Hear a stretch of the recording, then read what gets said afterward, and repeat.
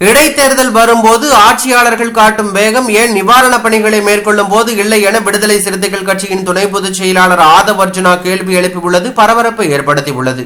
பெஞ்சல் புயல் காரணமாக பல்வேறு மாவட்டங்களில் கனமழை கொட்டி தீர்த்தது. சென்னை, திருவள்ளூர், காஞ்சிபுரம், செங்கல்பட்டு, விழுப்புரம், கடலூர் உள்ளிட்ட மாவட்டங்களில் பெய்த கனமழையால் பல்வேறு பகுதிகள் வெள்ளக்காடு ஆகி இருக்கின்றன. குறிப்பாக விழுப்புரம், கடலூர் மாவட்டங்களில் கடுமையான வெள்ள பாதிப்பு ஏற்பட்டுள்ளது.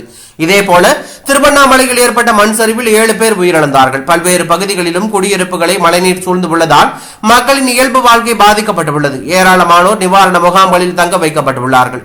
இந்நிலையில் ஒரு இடைத்தேர்தல் வந்தால் ஆளும் தரப்புக்கு 20 பூத்திற்கு ஒரு அமைச்சர், MP என்று பொறுப்பாளர்களை நியமித்து பம்பரம் போல களப்பணியை மேற்கொள்கிறது.